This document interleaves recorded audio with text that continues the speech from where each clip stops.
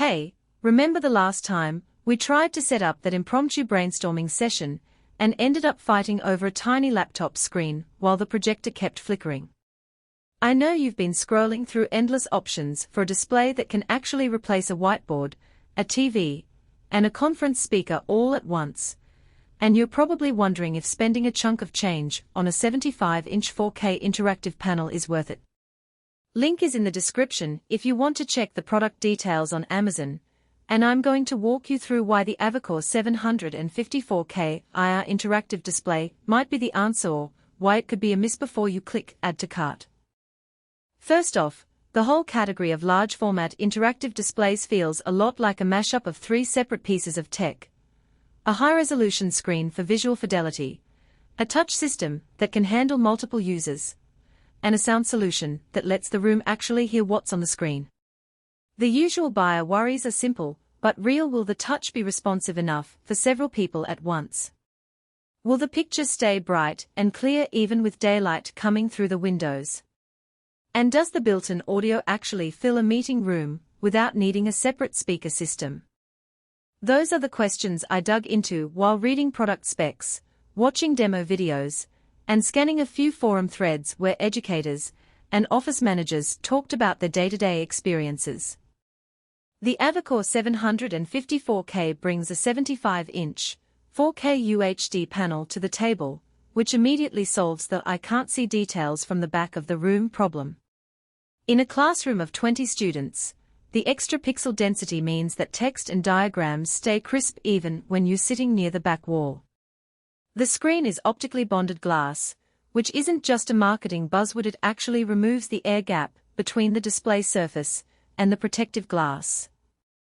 The result is a matte, anti-glare surface that stays readable under bright fluorescent lighting, and it also resists fingerprints.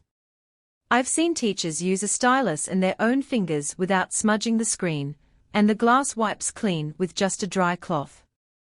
Now, the touch system is infrared with 20-point capability. That means up to 20 simultaneous inputs, so you can have a small group of students all drawing at the same time, or a design team each moving components on a shared canvas.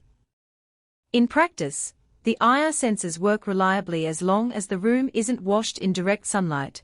Strong sun can interfere with the infrared beams, causing occasional ghost touches. For most office meeting rooms with controllable lighting, that isn't a deal breaker. What's more useful is the ability to use pens, fingers, or even a palm to navigate. No extra hardware required. I tested a cheap capacitive pen, and the display recognized pressure variations just fine, which is handy for annotating PDFs or sketching ideas on the fly. Audio is where the Avocor tries to pull double duty. The built-in soundbar delivers 30 watts of front-facing audio, paired with a high-definition, HD, codec that handles conference calls and video playback. In a medium-sized boardroom, think around 12-15 people, the soundbar is surprisingly adequate. Voice from a Zoom call comes through clearly, and a short promotional video with background music sounds balanced enough that you don't feel the need to crank up the volume. However, if your space is larger, or if you regularly host presentations with richer soundtracks, you'll notice the bass is modest and the sound can feel a bit thin when you try to fill a bigger room. In that scenario, the display does include a 3.5mm line out and an HDMI ARC port, so you can easily connect an external speaker or a dedicated conference audio system without much hassle. Connectivity is another practical point. The Avocor features an OPS, Open Pluggable Specification, slot, which lets you slide in a compute module like an Intel NUC or a thin PC directly into the back of the panel. That means you can run a Windows or Android environment without a separate desktop taking up floor space. The OPS module is hot swappable, so if you need a newer processor down the line, you just pull the old card and slide a new one in. It also supports USB-C for video and power, 2 HDMI inputs, and a DisplayPort. I found that switching between a laptop for a meeting and a dedicated PC for classroom lessons was as simple as hitting the remote source button. No need to wrestle with cables each time. On the flip side, the lack of a built-in TV tuner is worth mentioning. If you ever wanted to use the display for streaming live TV, or a cable box, you'll have to bring an external box and route it through HDMI.